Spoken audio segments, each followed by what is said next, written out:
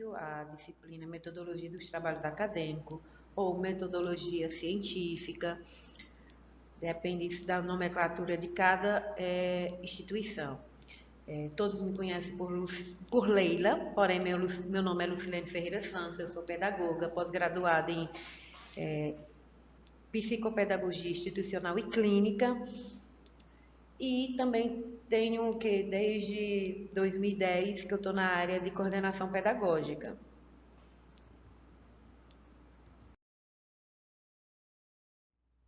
Então, a disciplina Metodologia dos Trabalhos Acadêmicos ou Metodologia Científica é bastante comum nos currículos, tanto do curso superiores, curso técnicos e também no ensino fundamental e médio. Por quê?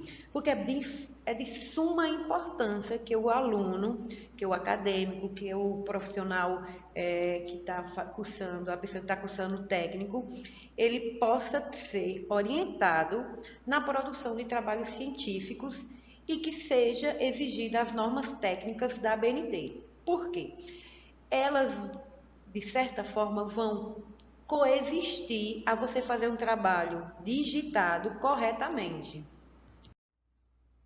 Então, o que vem a ser conhecimento e informação? Elas são duas palavras que são interligadas, mas, porém, são diferentes. Elas se confundem na sua definição.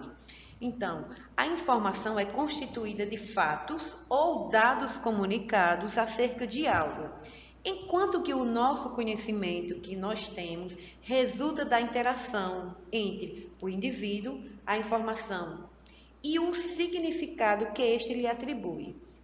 Então, a gente pode dizer, eu estou tendo uma informação. Informação é que se passa na mídia e tudo mais. Conhecimento é aquilo que você detém. Então, vai mais além.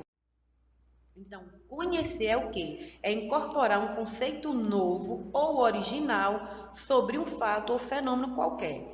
Então, conhecimento não nasce do vazio, e sim das experiências que acumulamos em nossa vida cotidiana. Nós estamos numa pandemia no qual estamos conhecendo como é viver isoladamente. O brasileiro em si está tendo uma dificuldade além, porque o brasileiro, ao comunicar-se com alguém, ele abraça, ele beija, coisas que em outros países só pega na mão e tudo mais. Então, a gente está se conhecendo melhor nesse lado de pandemia, porque a gente até então, o nosso trabalho era simplesmente fazer o quê? Abraçar, a gente se comunicava dessa forma, às vezes um abraço já valia uma palavra. Então, o conhecer é justamente isso, a gente está incorporando um novo conhecimento agora do que a gente tinha de original. Então, é imprescindível promover uma reflexão a respeito da importância da produção de conhecimento no processo de formação científica ou acadêmica, bem como entender como esse conhecimento é útil para o educando e para a sociedade. Se a gente vai colocar em prática algo que a gente convém no nosso estudo, a gente tem que saber como produzir. Então, dentro desse processo de reflexão, há de se compreender a relevância da formação de nível, seja superior, técnico ou fundamental e ensino médio, que não se limita apenas à aquisição de um diploma, que comprova a aquisição de habilidade para exercer no mercado de trabalho. Vou falar do ensino fundamental. O adolescente, quando sai da educação infantil, vai para o ensino fundamental 1 e depois passa para o ensino fundamental 2, ele está levando N conhecimentos, N formas de aprendizagem. O processo de aprendizagem é diferente. Quando ele chega no ensino fundamental 2, ele vai se deparar com novas formas de aprendizagem e novas disciplinas que até então era incorporada de uma forma no conjunto. Quando a gente chega no ensino médio, a cabeça da gente já mudou, no caso do adolescente. Ele já vai estar incorporando outras coisas além do que já tinha no ensino fundamental 2. Não é apenas só chegar e receber a ficha 19 ou o certificado do ensino médio. ele já tem uma nova cabeça. Quando chega num curso técnico, ele vai estar trabalhando, estar estudando para entrar no mercado de trabalho. Então, a tecnologia, as coisas que ele tem que entender são totalmente diferentes. E quando passa do ensino médio que vai direto para o superior, ele já tem que ter uma aprendizagem diferenciada. Então, gente, são conhecimentos, são formações diferentes em que vai ter que ser comprovada ali na técnica, na produção, no trabalho científico, e isso requer tempo. Então, o quanto antes a disciplina de metodologia científica ser incorporada na escola, desde o ensino fundamental 2, médio, quando chegar no técnico e no superior, a dificuldade vai ser muito pequena. Então, mas o que vem a ser produzir conhecimento? Então, conhecimento é toda informação que a gente tem e que a gente incorpora de, de algo já produzido, que é original, e a gente pode modificar. Então, de acordo com Ruiz, ele diz que conhecer e pensar coloca o universo a nosso alcance e lhe dão um sentido, uma finalidade e razão de ser. Então, o homem é um ser verdadeiro, o olho que vê o mundo. Nós, seres humanos, nós vemos o mundo. Vê e conhece. Conhece o que vê e pensa no que viu. E no que não viu, também. Conhece e pensa. Pensa e interpreta. Então, o ser humano é aquilo tudo que ele conhece e pensa e interpreta e pode reproduzir. Os animais conhecem as coisas. O homem vai além disso. Ele investiga as causas. Então, os animais só conhecem por via sensorial. O homem conhece e pensa, elabora, ele compreende e vai além dos seus conhecimentos. Nós estamos numa pandemia. Vocês sabem que para se fazer uma vacina requer tempo, requer anos de estudos. Isso é um conhecimento científico, viu? E esse conhecimento científico, ele requer que a vacina seja investigada, seja testada com esse público, com aquele, com isso, com aquilo. Só que nessa pandemia a gente teve que correr contra o tempo para se conseguir uma vacina eficaz. Nós temos algumas vacinas aí no mercado. E temos a AstraZeneca, temos a Pfizer, temos a Coronavac. Então, cada uma foi testada de alguma forma. Temos também a da Rússia, né? Isso que está sendo testada ainda. A gente não tem uma eficácia de 100% ainda dessas vacinas. Mas o mundo estava necessitando que essa vacina acontecesse com a maior rapidez possível. E assim foi colocada em prática esse conhecimento dos cientistas que fizeram essa pesquisa, que identificaram tudo, e aí a gente está com a vacina. Então, esse é o conhecimento científico, que é onde o homem, ele conhece, ele pensa, ele interpreta, ele compreende, ele elabora um material e ele vai além. Então, nós temos 4 tipos de conhecimentos, que é o conhecimento empírico, o filosófico, o religioso e o científico. O que tem a ver esses conhecimentos com a disciplina? Tem tudo a ver. Primeiro, o conhecimento empírico é aquele conhecimento vulgar ou do senso comum. O que é senso comum? Senso comum é tudo que a gente trabalha no nosso cotidiano, no nosso dia a dia. É algo obtido por acaso, após inúmeras tentativas, ou seja, o conhecimento adquirido através das ações não planejadas, tipo, quando a vovó diz que o chá de boldo serve para dor de barriga, é o conhecimento do senso comum dela, certo? Que a erva cidreira é bom para o apetite. Então, são conhecimentos que a gente tem no nosso dia a dia, que vai passando de uma pessoa para outra, e assim a gente vai assimilando dessa forma. O conhecimento filosófico já está dizendo, vem de a gente procurar o raciocínio e a reflexão humana. Então, é o conhecimento especulativo sobre fenômenos, gerando conhecimentos subjetivos. Busca dar sentido aos fenômenos gerais do universo, ultrapassando os limites formais da ciência. Vocês já ouviram falar da história do Big Bang? Ah, não, o mundo surgiu de uma explosão do Big Bang. É um conhecimento filosófico, porém não comprovado. Até então, a ciência diz uma coisa e a religião diz outra. E aí a gente fica naquele o que é verdade? É isso? É aquilo? São conhecimentos que a gente tem que ter em todas as áreas. O conhecimento teológico é o conhecimento revelado pela fé divina ou crença religiosa. Não pode ser, por sua origem, ser confirmado ou negado. Depende da formação moral e das crenças de cada indivíduo. Gente, preste atenção. Todo mundo sabe a história de Jesus Cristo. Está comprovado lá na Bíblia, mas tem aquelas pessoas que ainda dizem: ah, eu não acredito, ele era um homem igual a mim. Quem disse que ele fazia milagres? Eu não vi.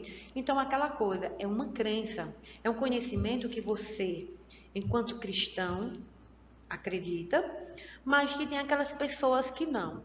Muita gente diz que assim, que o conhecimento e a igreja e a ciência não andam juntas. Na minha concepção, andam juntas até demais. Por quê? A gente sabe que Deus dá um dom a cada um. Eu tenho um dom da minha arte de estar educando, de estar alfabetizando. Amo alfabetizar. E você tem o dom de quê? De querer estar na saúde. Ah, não, eu vejo uma pessoa desmaiar, eu corro, faço isso, faço aquilo. Eu tenho essa vontade e vou além. Então, gente, quem nunca viu um cientista dizer que não acredita em Deus? Talvez até ele diga que não acredita, mas lá no fundinho do coração dele, ele está acreditando. Por quê? Não é de uma explosão que as pessoas nascem. Todo mundo tem conhecimento. Quem foi que deu esse conhecimento? Ah, não, eu quero ser médico. Ah, eu quero ser enfermeira. E pronto, a questão não é só querer, é saber se o seu dom vai ser em relação àquilo. Às vezes tem médico que entra, médico não, tem estudante que vai no curso de medicina, ou de direito, ou de professora e para em determinado ponto. Por quê? Porque descobriu que o dom dele não era aquilo. Então eu acho que Deus dá o dom a cada um e a gente, de certa forma, acredita no que a gente acha que é certo. Não vou dizer que as pessoas que dizem que não existe Deus, que a ciência e a religião estão separadas, cada um tem a forma de pensar e cada um vai agir do jeito que acha correto. Aí a gente falou do conhecimento empírico, que é o senso comum, do conhecimento filosófico, teológico, e a gente tem um quarto conhecimento, que é o científico, que é aquele conhecimento racional, sistemático, exato e verificável da realidade. Sua origem está nos procedimentos de verificação baseada na metodologia científica. A vacina ela vai ser testada, ela vai ser exata e vai ser verificável. Por quê? Porque são procedimentos do conhecimento científico. Não é algo aleatório. Ah, não, eu vou construir aqui, eu vou fazer aqui uma vacina. Não, tem que ter alguns procedimentos. Quando descobrir o genoma, e o genoma agora, o DNA da Covid, né? Então, teve um processo de verificação. Os cientistas foram lá, buscaram esse e aquilo e aí conseguiram chegar a um denominador comum. E a partir disso, correu-se então a forma de estar realizando determinadas vacinas que foram testadas, que foram verificadas e que foram assim colocadas no mercado para ser distribuída e aplicada na população. Então, gente, não é uma coisa que sempre está interligado. Quando se fala em conhecimento científico, não é só eu querer e fazer, não. É eu querer, entender, buscar, ler, reler e assim conseguir fazer determinadas coisas. E não é nada aleatório, é tudo verificado, é tudo baseado, é tudo confirmado. Depende de um contexto. E aí, esse contexto requer métodos. E esses métodos vão chegar a um denominador comum.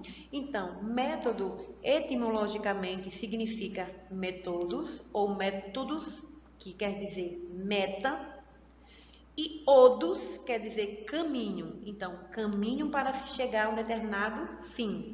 Se eu quero saber se a vacina. Estou falando em vacina porque a gente está no meio de uma pandemia e nada mais lógico do que falar dessa parte. Se eu quero chegar a um determinado caminho, a um determinado fim, eu vou ter um caminho. Então, a vacina é uma pesquisa que eu, para chegar até lá, eu tenho que ter alguns caminhos. Então, caminho para se chegar a um determinado fim, que é na eficácia da vacina. Então, métodos vai estar sempre interligado nesse processo todo de busca do conhecimento, da informação, da eficácia. Então, o método científico é a ordem que se segue na investigação da verdade, no estudo feito por uma ciência ou para alcançar um fim determinado. Não há ciência sem o emprego de métodos científicos. Então, não há eficácia de uma vacina aqui, de um estudo ali, se não tiver um método científico.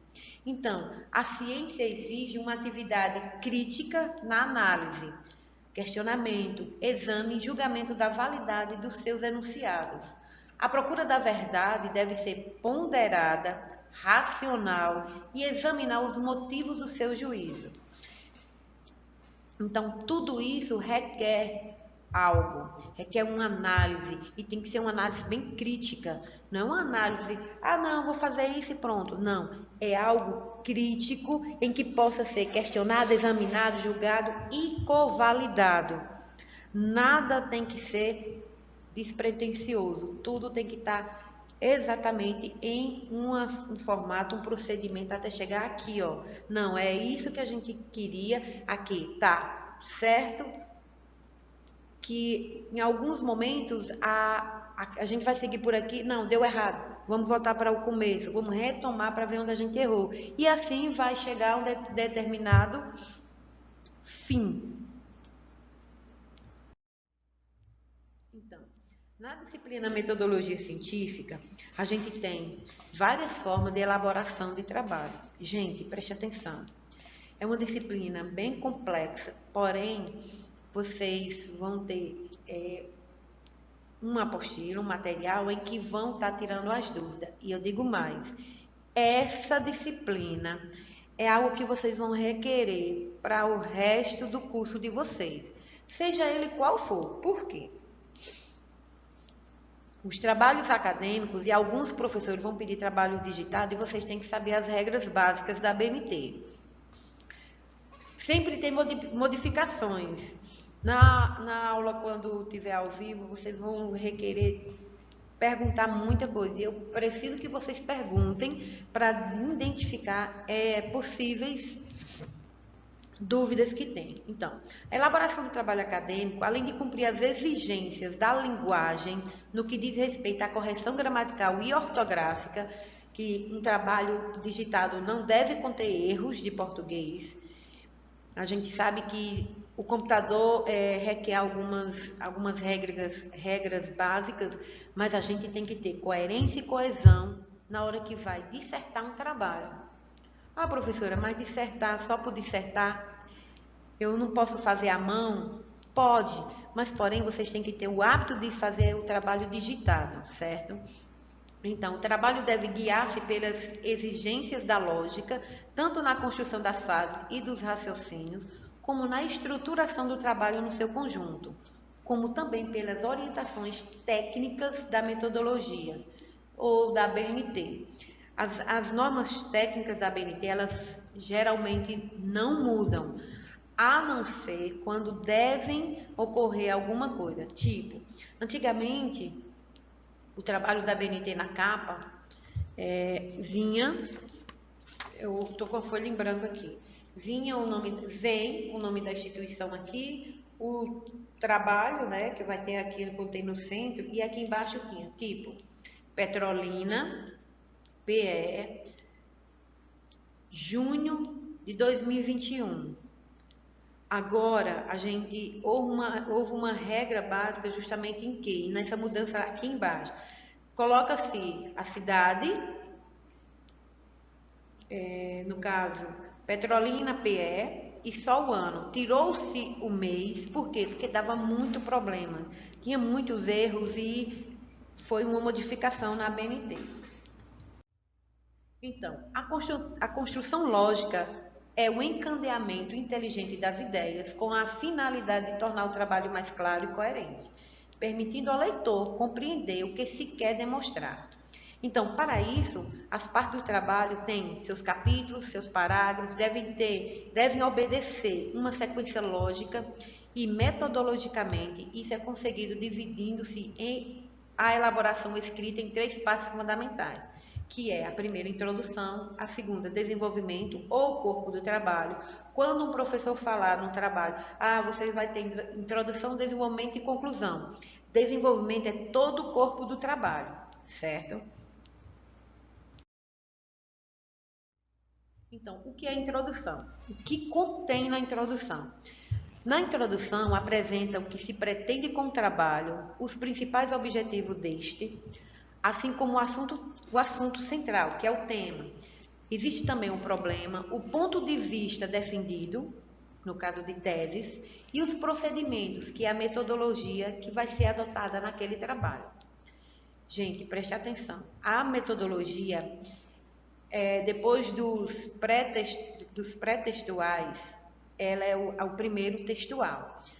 Mas ela é a última parte a fazer do seu trabalho.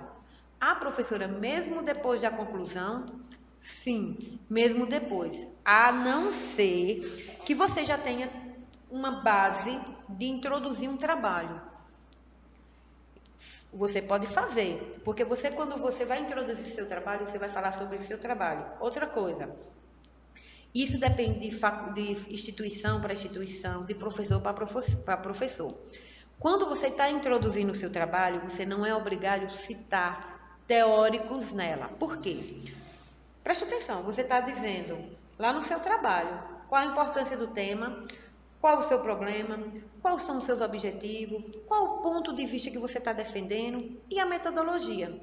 Eu não preciso colocar nada em relação ao que algum teórico está falando. Por quê? É meu tema, é meu assunto. Tudo ali fui eu que pesquisei ou que vou pesquisar. Então, a introdução deve ser breve, porque se trata apenas de dar rapidamente ao leitor, a quem vai ler ou ao professor, uma ideia sobre o trabalho geral que você vai pesquisar, o que você está introduzindo. Aconselha-se que se escreva a introdução após ter redigido todo o trabalho. Lembrem que eu falei isso. Mas se você tem já todo um esquema formado de metodologia científica, você já pode fazer toda a sua introdução. Caso você não tenha, você vai fazendo aos poucos no final, certo? Desenvolvimento, que é todo o corpo do trabalho. Então, contém o núcleo fundamental do trabalho. É o seu trabalho. E aí é que você vai discutir o problema e demonstrar o que se afirma a respeito dele. No desenvolvimento, elabora-se os raciocínios que fundamentam o trabalho. Ele deve ser estruturado em capítulos, que por sua vez se divide em itens, seções, entre outros. Quando se divide em itens, seções e muitos capítulos, gente, é uma monografia, porque uma monografia depende do professor e da instituição que estipula-se. A norma da BNT não diz que tem que ser 10, 40, 50 laudas, não. Laudas ou páginas ou folhas. Não tem uma norma prevista na BNT dizendo que são 40, que são 50. Não, aí depende da instituição e também do professor. Já peguei monografias aqui da FACAP que o professor, a aluna, a colega minha, estava com 140 laudas. Já o trabalho todo. Mas mesmo assim, ela estava pesquisando mais do que ele queria. Então, isso vai ser de acordo com o professor que vai pedir, com a instituição que está pedindo, com o desenrolar de toda a instituição. A ausência de subdivisões, assim como exagerado divisionamento de trabalho, são procedimentos a evitar. Tipo, eu vou fazer um trabalho que eu vou fazer por capítulo e vou dividir. No capítulo 1 tem 2.1, 2.1.2, 2.3, 2.4 e assim eu vou dividir um monte de coisa. Entendeu? Essas subdivisões também não são necessárias e a gente deve evitar. Por quê? Porque torna um trabalho cansativo na leitura. E na conclusão final, a gente faz o balanço dos resultados alcançados pelo trabalho, retomando brevemente as principais ideias que foi até chegar àquele desfecho. Então, de modo particular, o autor manifesta seu ponto de vista sobre estes resultados e seu alcance. Alcançou o que eu queria, o objetivo? Ah, não alcançou? Ah, não, o trabalho não serve? Serve sim, porque você vai por uma linha de pensamento. Se sua linha de pensamento vai condizer se vai ser sim ou não, o que vai depender é a sua pesquisa. Às vezes a gente vai fazer uma pesquisa e essa pesquisa vai dizer que determinado local tem a aquisição de uma aprendizagem para um autista. E a gente, quando vai pesquisa, chega lá na pesquisa, é totalmente. Ali não está a inclusão de um autista, está a inclusão de uma criança que fica quietinho lá no canto e que você percebeu isso na pesquisa. Então, o que você tinha como objetivo de chegar lá e verificar que aquela criança tinha um processo de aprendizagem voltada para ele, com todas as formas de aprendizagem que podem ser para um autista, chega lá e está totalmente diferente. Está a criança lá soltinha no cantinho, quietinho, sem ter essa inclusão, sem ter inserir a criança nesse contexto. Então, temos que ter esse cuidado que a pesquisa pode ir para o campo do sim ou do não. Não que seu trabalho está errado, está certíssimo. Foi o desenrolar da pesquisa que descobriu-se isso. Então, gente, lembrando que quando você vai fazer uma pesquisa, ela tem pesquisa bibliográfica, que você vai pesquisar só em monografias, livros, teses, e artigos que você vai ler, revistas que você vai ler e você vai compreender e vai ver determinadas teóricos, e a pesquisa de campo, que é você fazer a pesquisa de campo e ir lá na escola pesquisar ou ir no local a ser pesquisado. Tem a pesquisa exploratória, que vocês vão ver todos um processo de explorar e depois fazer as análises desses questionamentos. Então, todo o trabalho pedagógico, ele tem um processo, todo o trabalho acadêmico, ele tem um processo de digitação que é de fundamental importância para vocês. Quando vocês pegarem um trabalho, o professor, eu sempre peço para o professor explicar o trabalho que vai querer. Tipo, eu quero um trabalho digitado. Sim, professor, mas o senhor quer como? Sempre perguntem, gente. Não tenham vergonha de perguntar. Se o professor não souber, é a hora que você vai ter que intervir. Vocês já estão tendo a disciplina de metodologia científica. Essa metodologia científica vai requer que vocês entendam de alguns conhecimentos, que não devem ser todos, mas que o professor, no decorrer do curso, seja do curso técnico, seja no curso superior, ou seja no curso do ensino médio, vai ter que estar lembrando a seus alunos. Porque se eu sou professora, eu vou pedir um trabalho acadêmico digitado com todas as normas da BNT, eu tenho que conhecer um pouco. Não é verdade? Não é só chegar e dizer, eu quero isso. Aí você, como aluno, e que não lembra, e aí, eu vou fazer como? Não esqueçam, gente, que na internet tem todas as normas para dizer, dizendo tudo detalhadamente. Se você sentir uma dificuldade, vai lá, pesquisa. É a mesma coisa. Antigamente a gente tinha o hábito, e eu fui dessa época, né? tão velha não, mas fui dessa época, que se eu estivesse fazendo um trabalho, estivesse fazendo alguma coisa, uma palavra, eu não sei que palavra é essa, a gente corria aonde? O pessoal dizia até assim, vai recorrer ao pai dos burros, que era o dicionário. A gente também tem um dicionário agora no computador, na internet. Se você não tem um dicionário em papel, fixo ali, você corre no Google e pergunta lá, coloca a pergunta, uma palavra e o significado. Gente, a gente não deve fazer nada sem ter consciência do que a gente está escrevendo, do que a gente está fazendo, do que a gente está falando. É o conhecimento que a gente tem e que vai modificar. Então, isso é determinante para ser um bom profissional, para ser um bom estudante. Não requer só o professor estar aqui na frente, falar alguma coisa e vocês acharem que o professor é o sabe-tudo. Não. O professor erra, como vocês, como futuros profissionais, seja na área de saúde e educação, também vão errar, também vão depender de que alguém diga algo. Nos cursos técnicos tem aquelas palavrinhas-chave, tem as normas técnicas de falarem. A pulsão, a ventosa, falar determinadas coisas que vocês têm que ter conhecimento. Não tem que esperar que o professor chegue só na sala de aula e fale. Não, mas o professor não me ensinou isso.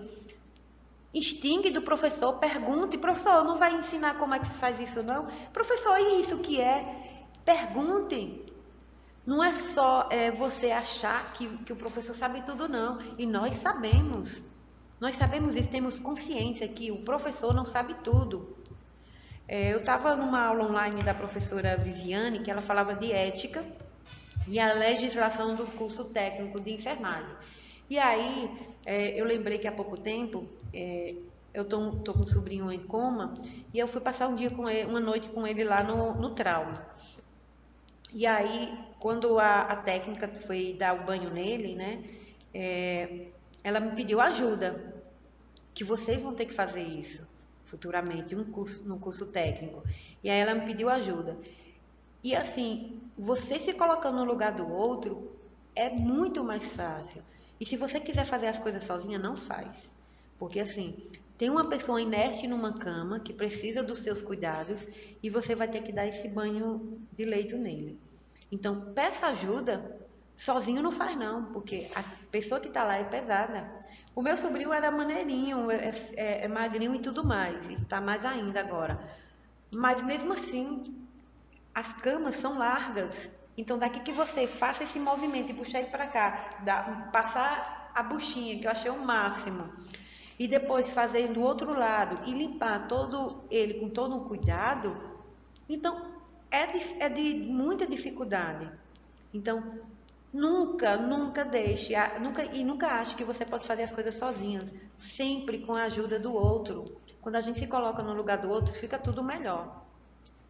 E na aula da professora, eu lembrei de algo que, quando a enfermeira veio fazer os curativos nele, ele estava já com um efizema, uma feridinha no bumbum, aí ela pediu para mim puxar e perguntou, tia, eu posso tirar foto? É porque a gente tem um grupo no qual todos os enfermeiros que passam para fazer o curativo, eles colocam lá nesse grupo como é que está aquela ferida, ou aquele ponto, aquelas coisas assim, que tem uma reação a mais. Eu disse, certo. Então, isso é uma ética profissional em que você não tem que simplesmente correr e fazer. Não pode tirar foto, não pode estar com um acompanhante, pede permissão, vê se aquela pessoa que vai nos visitar permite que tire uma foto daquele paciente.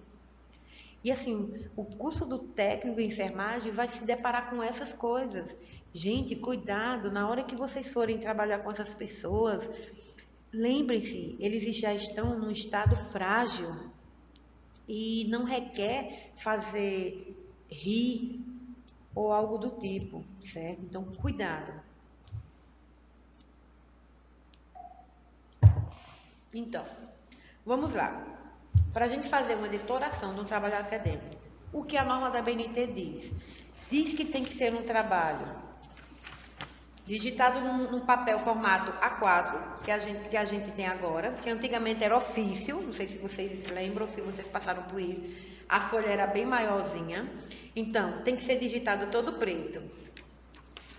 A BNT não prevê um tipo de letra, mas sugere-se a utilização da letra Arial ou Times New Roman. São as mais que os professores pedem. E o que a BNT também sugere. Deve ser no tamanho da fonte, 12, para todo o texto que vocês forem digitar. Se tiver citação direta, eu copiei do livro e vou colocar do jeito que está lá no livro, eu vou copiar aqui. Se for uma citação direta longa, vai ter um recuo e aí vocês vão fazer de acordo com o que se pede todas as normas que eu vou explicar. Então, todo o título do trabalho aqui, tipo, o nome da instituição aqui vai ser o tamanho 12, o título que vai ficar aqui no centro vai ser o tamanho 14. Então, tem que ter um cuidado nessas regrinhas básicas. Aqui vai ter o nome da instituição, 14, o nome de você, 12, o nome de vocês, 12. Aqui o tema do título do trabalho, 14. E aqui, Petrolina PE 2021, também 12. Tudo tem que ser minimamente correto. Então, as margens devem ser esquerda e superior 3 centímetros, direita inferior 2 centímetros. Então, gente, se você formatar seu computador já para um trabalho acadêmico, ele vai ficar ok, você não vai estar precisando mexer muita coisa não, viu? Aí, o texto deve ser digitado em espaço de 1,5 de entrelinhas. Entrelinhas quer dizer isso daqui, ó, de uma linha para outra, é entre linhas. Executando-se as citações de mais de 3 linhas, nota de rodapé, referências, legenda das ilustrações das tabelas, a natureza, qual o tipo de trabalho, objetivo. Então, devem ser digitados ou datilografados em espaço simples. Outras coisas que eu vou mostrar mais na frente. Então, não se preocupe. Ah, professora, é muita coisa. É muita coisa. Vocês têm que pegar o básico. E tem que ter sempre a apostila, ou um livro, ou material relacionado à metodologia em mãos. Ou então, se não tiver, quando estiver digitando, vai lá no Google e vê o que é que está precisando e tudo mais. Certo? Então, entre os títulos da parte de seu texto e entre o texto que antecede, deve-se dar um espaço de entrelinhas de um enter. Foi lá, que aí o espaço já está configurado de 1,5, vai ficar legal. Os parágrafos da citação direta com mais de 3 linhas devem ser recuados a 4 centímetros lá na régua e a partir da margem esquerda. Então, a capa, gente, não é contada e nem paginada. Então, quando alguém manda um trabalho para mim, eu já explico direitinho. Mas quando a gente estiver na aula online, eu vou explicar novamente para vocês essa parte. Então, todas as páginas que acompanham o trabalho a partir da capa são contadas sequencialmente. Então, vai ser folha de rosto 1, aí 2, 3, dependendo do trabalho que se é pedido pelo professor ou trabalho que vocês vão fazer. Mas nem todas são numeradas. Então, a folha de rosto, a folha de aprovação, dedicatória, agradecimento, epígrafe, resumo, listas e a primeira página do sumário, que é o sumário, elas não são paginadas. O que é paginadas? É ter o número da página lá no cantinho superior. Ela vai ser contada, porém não vai ser paginada. Então, a numeração das páginas deve aparecer a partir da primeira página do texto, da folha da introdução, sendo todo o trabalho numerado em sequência, incluindo apêndice e anexo. Então, a gente tem nas normas da BNT, e quando você vai fazer um trabalho, eu vou fazer um trabalho sobre o processo de inclusão do autista em sala de aula. Então, eu tenho que ter conhecimento de como se dá esse processo. Mas eu também tenho que ter teóricos falando e afirmando ou não como se dá esse processo de trabalho. Então, Isso é chamado de citação. E quando eu cito algo de alguém, eu tenho que dizer de quem é. Eu não posso pegar uma frase, colocar lá no meu trabalho e não dizer quem foi que disse aquilo. Por quê? Se eu fizer isso, é plágio. E eu posso, está previsto na lei que se eu for pegar um trabalho meu e tiver plágio, eu posso até ser presa. Tanto eu como o meu orientador que tem que ter um trabalho. Então, citação é a menção no texto de uma informação extraída de outra fonte, de um livro, de uma monografia, entendeu? Podendo ser reproduzido literalmente, eu posso pegar aquilo do livro e colocar no meu trabalho, ou posso também interpretar, resumir ou traduzir, que aí é uma outra forma de citação. Quando eu pego a citação diretamente do livro e coloco no meu trabalho, é a citação direta. Existe a direta curta, que ela vai estar no meu trabalho, porém vai estar entre aspas, o início e o fim, o nome do autor e a página. Ano e página. E a citação longa, que aí eu vou fazer o recuo, aí eu vou colocar o nome do autor, o ano e a página.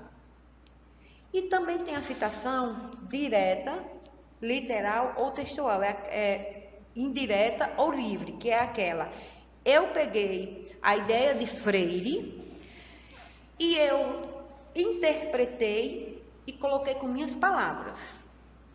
Foi eu que coloquei, porém eu peguei a ideia de Freire, eu tenho que colocar que é de Freire de um ano tal, certo, gente? Já não vou colocar página, porque eu modifiquei, entendeu? Essa é chamada citação indireta ou livre. Aí eu tenho um exemplo seguinte, ó. Quero deixar aqui minha gratidão aos mestres que, através de seus livros, me permitiram repetir as boas doutrinas, ainda quando não lhes sigo as pegadas, permanece o meu preito de reconhecimento. Bechara falou isso num livro que foi lançado em 2001 e a página 17. Veja que está entre aspas. Por quê? Quando você vai digitar, e ela vai ficar até 3 linhas dentro do texto. Então, ela vai estar entre aspas, porque foi Bechara que falou e eu tenho que dizer que foi ele. Eu posso modificar essa mesma citação e colocar como foi Bechara só o ano. A página não, porque eu já modifiquei. Então, vai ser chamada indireta. Lembre-se, determinadas instituições não querem um trabalho só com citações de autores, querem mais com citações indiretas, porque é o seguinte, é porque você pegou a citação e transformou. Então, citação direta curta, no caso da citação textual curta, de até 3 linhas, ela vem incorporada no parágrafo. Então, ela vai estar lá dentro do seu texto, entre aspas, dizendo quem é o autor e tudo mais, certo? A citação direta curta vai vir, ou você pode colocar antes o nome do autor, ou no final, depende da sua coerência na hora de dissertar o seu trabalho. Primeiro vem o sobrenome, com a primeira letra maiúscula, o ano e a página que retirou aquele trabalho. Lembrando que o nome do autor vai ficar, o ano e a página vai ficar entre parênteses, porque não pode colocar tudo junto, entre parênteses, são regras. E o trabalho e a citação entre aspas. A citação longa, direta longa. Então, com mais de 3 linhas, deve aparecer em parágrafo isolado, entre linhas, em espaços simples, utilizando-se o recuo de 4 centímetros da margem esquerda, com o corpo da letra menor, que é 10. E que o texto deve estar sem aspas. Muita gente ainda coloca aspas, não tem mais, porque foi uma nova regra da ABNT. Terminando na margem direita do trabalho. Ó, se vocês verem, quando a existência da igreja se vê ameaçada, deixe de estar sujeita aos mandamentos da moral. Quando a unidade é o fim, todos os meios estão santificados, truques, traição, violências. Veja que tem um recuo e que abaixo tem o nome do autor, que está entre parênteses, todo maiúsculo, o ano e a página. Então, um recuo totalmente, um espaço simples, tamanho da fonte 10, o nome que está em caixa alta ou todo maiúsculo, página, ano e página da publicação.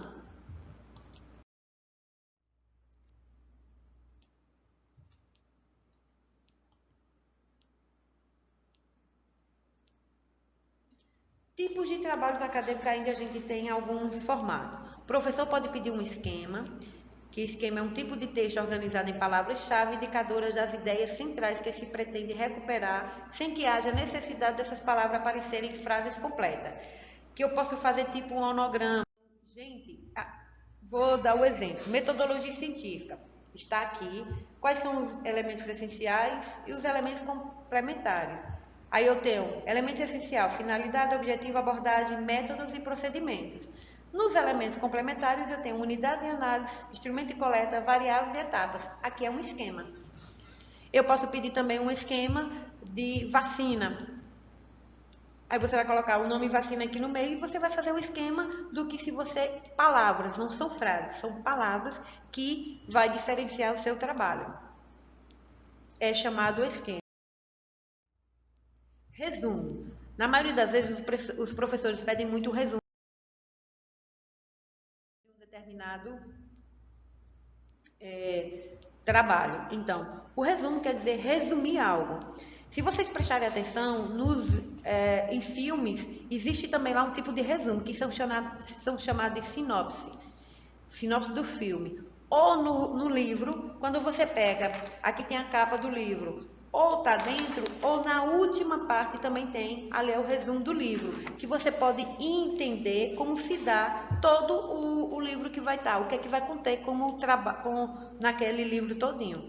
Então, o resumo é justamente isso. Eu vou pegar um artigo de um determinado autor ou uma parte da apostila, eu vou pedir para você resumir. Resuma isso. Aí eu posso pegar tudo que tem lá? Pode, porque você vai estar resumindo o trabalho. Se o professor pedir uma resenha, é uma descrição minuciosa do que compreende certos números de fatos. É a apresentação do conteúdo de uma obra. Consiste na leitura, no resumo, na crítica e na formulação de um conceito de valor do livro ou do texto feito pelo resenhista. Então, tem uma finalidade, que é informar o leitor de maneira objetiva sobre o assunto tratado no livro, evidenciando a contribuição do autor. Quais são as novas abordagens, novos conhecimentos, as novas teorias. Então, a resenha visa, portanto, apresentar uma síntese das ideias fundamentais da obra, ou do artigo, ou do texto. Então, oferece um breve comentário sobre a obra e sua avaliação da mesma, principalmente para quem não dispõe de grande tempo para fazer uma leitura mais minuciosa de uma determinada obra. Gente, na resenha, a gente tem um procedimento básico. Primeiro, você vai colocar o prenome do autor do livro, o nome, e aí você vai descrever algo sobre aquela pessoa. E você vai dizer, depois que tem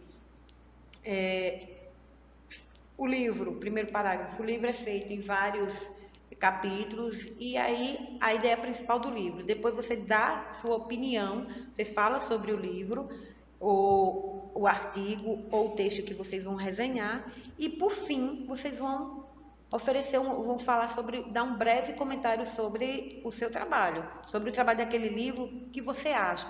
E também para que público ele é destinado. Então tem que ter cuidado quando se pede um resumo e uma resenha. Outro trabalho também científico da metodologia é o fichamento, que é uma forma de investigação que se caracteriza pelo ato de fichar, de registrar. Tipo, quando você lê um livro e você vê que gosta de determinadas coisas, você pode estar fazendo um fichamento. Aí você vai colocar determinadas coisas, tudo naquele processo em que a gente já sabe. No caso, eu já sei. Que primeiro vai vir o prenome do autor, depois o nome, o título da obra, a cidade, a editora e o ano. Isso não pode faltar num fichamento. Então, indica a bibliografia, mostrando a fonte da leitura, o resumo sintetizado, as citações, os comentários e a ideação. Então, tem que ter um cuidado com o fichamento. Temos um outro trabalho também chamado artigo, que, como o nome sugere, consiste numa pequena parcela de um saber maior, com o objetivo de divulgar os resultados de pesquisas originais concluídas ou em andamento, como também de abordar de forma nova uma questão. Gente, preste atenção. Artigo não pode exceder 20 laudas, certo? Então, a NBR 6022 da BNT define artigo como texto com autoria declarada que apresenta e discute ideias, métodos, técnicas, processos e resultados nas diversas áreas de conhecimento, sendo elaborado em uma linguagem técnica, clara, objetiva, precisa, correta e simples. Muita gente acha que o artigo é mais fácil de fazer do que uma monografia. Eu faço tranquilamente, porém eu acho mais complexo. Por quê? Porque o pesquisador vai ter que pesquisar algo e ele não pode exceder 20 linhas, 20 laudas, no caso. Você vai falar, você vai parafrasear com teóricos, porque você tem que fazer citações, você vai ter análise de dados, você vai ter todo um contexto de processos metodológicos e que você tem que colocar ali e que não pode exceder. E você tem que ser claro, você tem que ser objetivo e tem que falar tudo num artigo. Então, lembre-se, a gente já falou de resumo, de fichamento, de resenha, artigo, esquema, e a gente vai falar agora de relatório primeiro, que é o que vocês vão fazer no curso técnico faz no final, e depois a gente vai para a monografia, que é mais complexa. Então, relatórios. Tanto nos cursos básicos acadêmicos de professores ou outro que requer o estágio, vão se fazer um relatório, certo? Então, mas o relatório é o quê? Eu vou relatar o que eu fiz no estágio? Sim, você vai relatar o que você fez no estágio. Porém, você vai relatar e você também vai estar parafraseando com teóricos. Se lá no meu relatório, eu vou falar de pedagogia, meus alunos de pedagogia vão fazer o relatório do estágio na educação infantil. Quem são os teóricos que falam da educação infantil? Montessori, Piaget, Vygotsky, Vallon. E eles falam, eu identifiquei lá como estagiária que o processo de ensino e de aprendizagem naquela sala é muito método montessoriano. Qual o método de Montessori? O método de Montessori é que ela usava muito o construtivismo. O que é construtivismo? É quando a criança aprende na interação com o outro. Se eu for falar do método tradicional, eu vou buscar teóricos bem antigos em que dizia que o professor é o detetor do saber e o aluno tem que ser quietinho, passivo lá no seu cantinho e não falar nada. E a gente sabe que nossos alunos, e que vocês também como alunos que vocês são, ninguém fica passivo sem perguntar nada.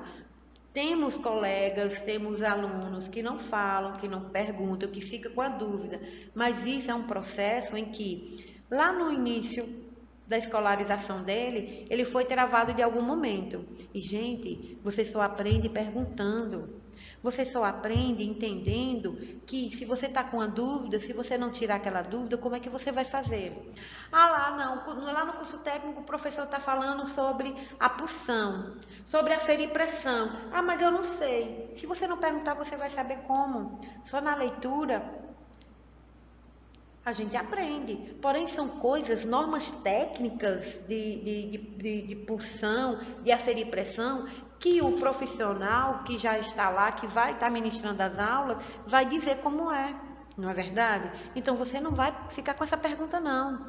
Na aula de psicologia, a professora Edinalva com a turma de Parnamirim, achei interessante quando a aluna, não lembro o nome da aluna, E ela questionou muita coisa sobre sobre a psicologia.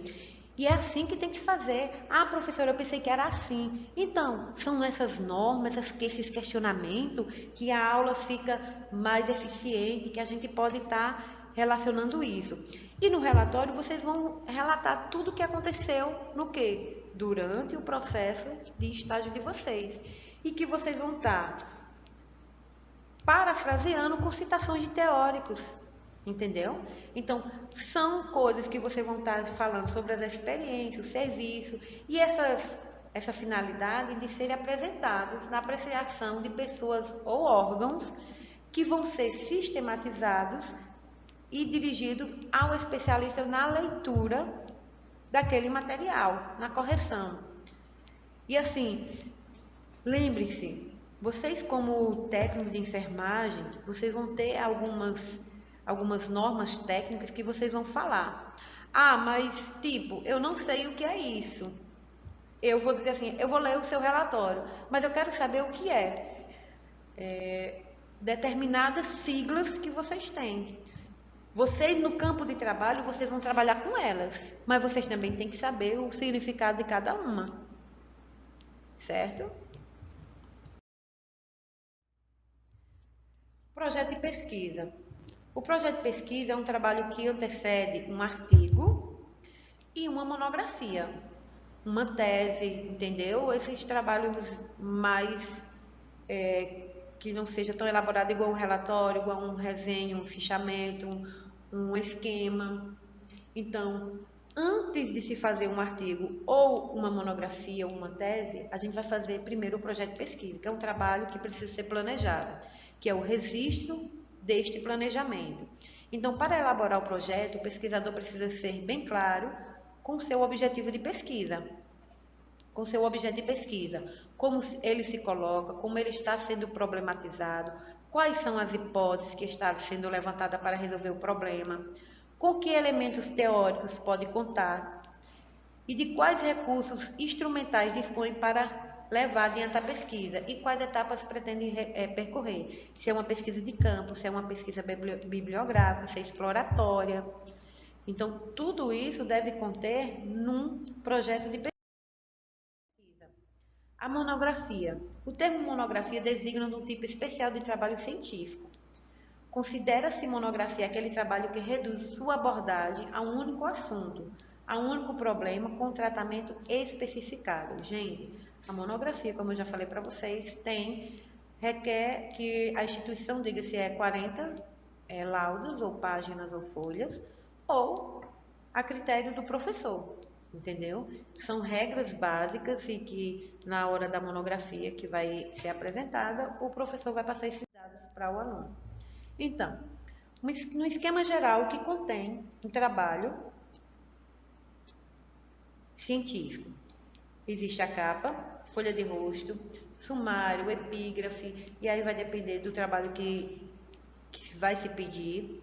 O resumo, a introdução, texto, que é o título, os capítulos, tudo direitinho, que aí tem a fundamentação teórica, a conclusão, ou considerações finais, as referências, que a gente diz referências bibliográficas. Se você colocar referências bibliográficas, você não pode pesquisar em artigos, em monografias, em revistas. Já está dizendo bibliográficas. É só de livros. Se você colocar referências, aí você está dizendo que você pesquisou em N coisas. Anexos e apêndices. Então, as partes que compõem um trabalho acadêmico têm como finalidade facilitar a sua identificação, assim como organizar a produção acadêmica. Então, os pré-textuais são capa, que é obrigatório, folha de rosto obrigatório, folha de aprovação, que é obrigatório para monografia de graduação, dissertações e teses. A dedicatória é opcional, os agradecimentos é opcionais, epígrafe é opcional, resumo na linguagem original é obrigatório, em monografias, em dissertações e teses, resumo da língua estrangeira também é obrigatório, lista de ilustrações, abreviações e siglas, símbolos e tabelas é opcional, Quando se coloca listas em relação a isso, é quando a pesquisa é feita que vai ter gráfico, que vai ter muitas abreviações e tudo mais, é opcional. O sumário é obrigatório. Eu digo que o sumário é a pior parte que tem que se fazer. Lembrando que todos esses que eu falei pré-textuais aqui, eles não são paginados. A capa não conta, então você vai contar da folha de rosto, aí a folha de rosto vai ser 1, 2, 3 e assim sucessivamente, certo? Dependendo do trabalho que são pedidos. Os textuais é o corpo do texto, que é a introdução, o desenvolvimento e a conclusão. Todo ele é o corpo do texto, mais a metodologia, se houver, e as análises dos dados. No desenvolvimento, lembre-se que a fundamentação teórica vai estar lá. Você vai estar dissertando sobre o seu trabalho e vai estar fazendo alusão a citações de teóricos. Os pós-textuais são as referências, que são obrigatórios, a bibliografia, que são para dissertações e teses, os apêndice e anexo são opcionais. O que é apêndice? Então, apêndice é tipo, eu vou fazer uma pesquisa em que eu vou requerer de um questionário ou uma entrevista. Isso é apêndice, foi criado por mim. Os anexos é tipo, uma atividade que uma criança fez, ou uma foto que eu quis colocar lá no final da instituição ou das crianças. Lembrem-se, quem for fazer pesquisa de campo, não se pode tirar foto de criança de frente, a não ser que você peça um termo, a mãe assina e ela dá para você o direito de você fazer isso. Você pode tirar foto, risca a foto todinha, como agora tem todos esses instrumentos para se fazer, risca a foto e não coloca o rosto da criança. Ou então você coloca um círculo no rosto da criança. Gente, são éticas, tanto que pode ser no técnico em enfermagem, como no curso de pedagogia, letras e etc., que a gente tem que cumprir. Não se pode reproduzir foto se a pessoa não deixar claro que quer. Se você colocar, faz do jeito que eu estou dizendo. Ou risca, ou tira de costa. Se for uma brincadeira, tira de costa. Mas nunca de frente da criança ou do adolescente. Está lá na ECA, nos referenciais, que nada disso a gente pode fazer. E é uma ética profissional que nós temos, enquanto profissionais, seja de qualquer área possível, temos que ter. Então, a referência é algo que requer muita atenção na hora que for fazer. Primeiro, consiste no conjunto de elementos descritivos de um documento, retirado do mesmo, que possibilita sua identificação individual. A referência é constituída de elementos essenciais e, quando necessários, acrescida de elementos complementares. Antes do ano 2000, as referências eram denominadas referências bibliográficas. A mudança se deu porque atualmente não se usa apenas livros como fonte de pesquisa bibliográfica, tendo outros tipos de documentação referenciada e impressa. Então, lembra que eu falei que se você colocar referências bibliográficas, é só de livros. Quando você coloca referências, é num contexto. Pode ser pesquisado de N. Então, quando você pesquisa de livros, folhetos, dicionários, enciclopédias, manuais considerados no todo, você vai primeiro colocar como? Sobrenome, prenome do autor da obra, o título da obra, se tiver subtítulo, a tradução de nome e sobrenome do tradutor, número, edição, local, editora, ano e livro. Pronto, vou dar um exemplo aqui. Chevalier Jean, Greenbert, Alain, Dicionário de Símbolos, que é o título da obra, tradução de Vera Silvia et al., que são outras pessoas, 4.ed, que é quarta edição, Rio de Janeiro, que é a cidade, 2. J. Olímpio, que é a editora, 1991, 996 página. Não coloca o nome página, é só o P, ponto, certo? Gente, essas normas aqui são é onde mais se é. Aí já tem outros exemplos aqui. Gente, preste atenção. Quando vocês forem fazer sequências de citações no texto, vocês podem colocar N. Mas quando você for colocar nas referências, no caso, Brasil, Ministério da Ciência e Tecnologia, Sociedade de Informação no Brasil, Brasília, MCT, 2000. Você pode colocar só até aqui, de boa. Mas você também pode colocar disponível no endereço tal e tal, e tem que colocar o acesso, que vai ser a data, ano, a data, mês e ano. Ponto. Lembre-se, se você for colocar novamente abaixo uma outra pesquisa, outra referência do ECA, do referencial, não precisa mais colocar Brasil. Você vai colocar 1, 2, 3, você vai clicar lá no hífen, 6 pontinho, ponto. Porque é a mesma coisa Brasil que está acima já, viu? Então são normas muito minuciosamente que vocês lendo, vocês vão compreender mais. E vai ter uma atividade referente a isso, então preste atenção. Quando for parte de um capítulo consultado de obras, que é de livros e etc., vocês vão colocar Garcia, vírgula, todo maiúsculo, caixa alta, Nelson Jair, ponto, classes sociais, ideologia e propaganda é o nome da obra, porque você vai pegar um pedaço, um capítulo do livro, aí vai colocar em Garcia, Nelson, que é do mesmo autor, porém só quero aquela parte, só quero aquele capítulo. E aí vai colocar todo o contexto abaixo, viu?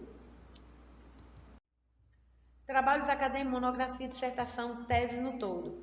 Vou colocar o nome do autor, o tema, aí de onde é, o que é. É uma dissertação, é do mestrado em letras e a universidade que foi feita, que ocorreu, e a cidade, certo? Não esqueça de colocar ano, tudo direitinho. Ah, professora, é muita coisa. Sério, é muita coisa. Por isso que eu digo que tem que ter sempre a apostila do lado ou o livro. Artigo de revista e boletim, também é a mesma coisa. Só que de revista, vocês vão colocar a revista tal, o volume, o número e as páginas. E lembre-se, em revista, depende de cada revista. Tem revista que é trimestral, tem revista que é mensal, e aí vocês têm que saber diferenciar essa parte. Se for trimestral, vamos dar um exemplo, janeiro a fevereiro, janeiro a março, aí vai colocar as 3 primeiras letras do mês, barra o outro mês e o ano. Se for só mensal, vai colocar a data, o mês e o ano. Pronto. Então, educação não transforma o mundo, porém, a educação muda as pessoas. Pessoas mudam o mundo. Então, é uma citação de Paulo Freire que diz tudo num contexto.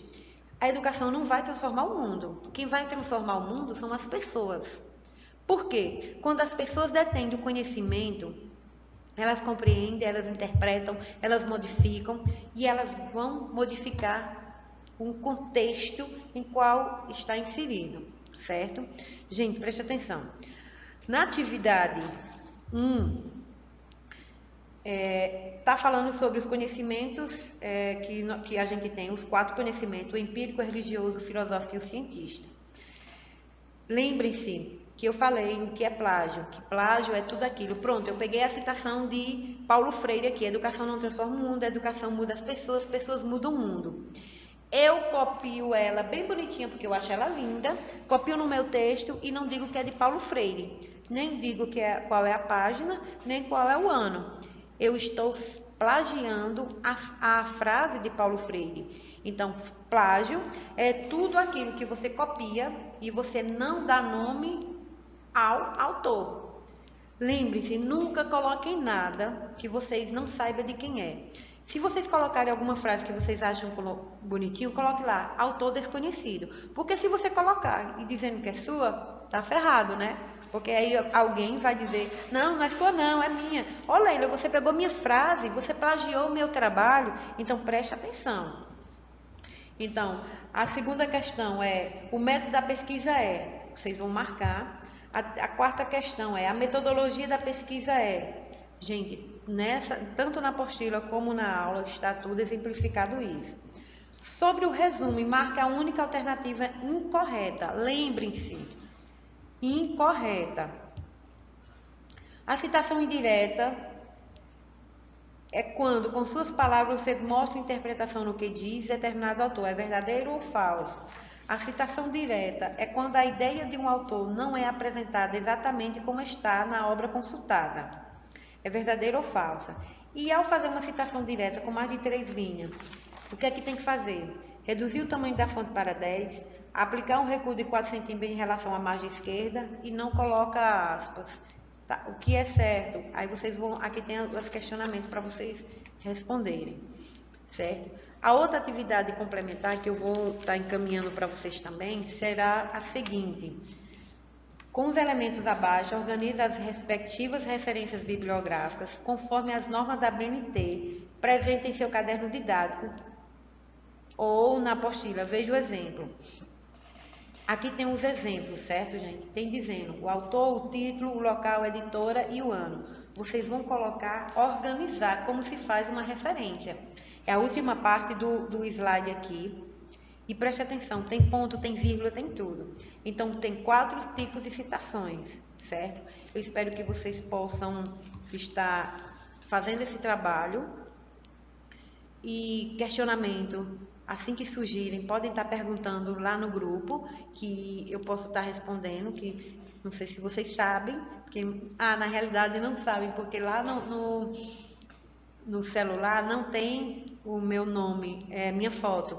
Eu sou a coordenadora pedagógica de vocês, a qual, quando vocês têm alguma dificuldade, eu estou lá no grupo fazendo todo esse questionamento, tanto para os cursos de pedagogia, que alguns já me conhecem, porque eu gosto de estar ministrando minhas aulas, eu gosto de estar interagindo mesmo, porque é nesse momento que eu conheço os alunos, que eu conheço a vida de cada um, assim, entre aspas, viu? Algumas coisas relacionadas ao estudo. E também quando eu tento descobrir onde a gente pode melhorar, onde a gente errou e que possa estar melhorando. Espero que vocês, minha gente, por favor, nesse momento de pandemia, se cuidem. A gente ainda não está nas nossas aulas presenciais, mas a gente já está daqui um tempo indo para isso, que a gente só pode ir para as aulas presenciais quando todos estiverem vacinados. Lembrem-se disso. A vacina é o meio mais eficaz da gente tentar voltar a uma vida normal, dita normal, né? Porque agora a gente vai viver sempre de máscara, sempre lavando e higienizando as mãos. Então, mediante isso, se cuidem, cuide dos seus familiares. Se tiver alguma coisa em relação à festa, essas coisas, aglomeração, saiam, não fiquem, porque isso é o que vocês previnem nesse momento, é todo esse contexto, entendeu? Essa pandemia tá aí, é real, tem gente morrendo. Muitas vezes a gente só se dá conta que é real quando alguém, parente, colega da gente muito próximo, morre. Se cuidem, ela é tão ruim que ela não deixa nem a gente se despedir dos nossos entes queridos, dos nossos amigos. Então se cuide, fique em casa e ó, até a próxima.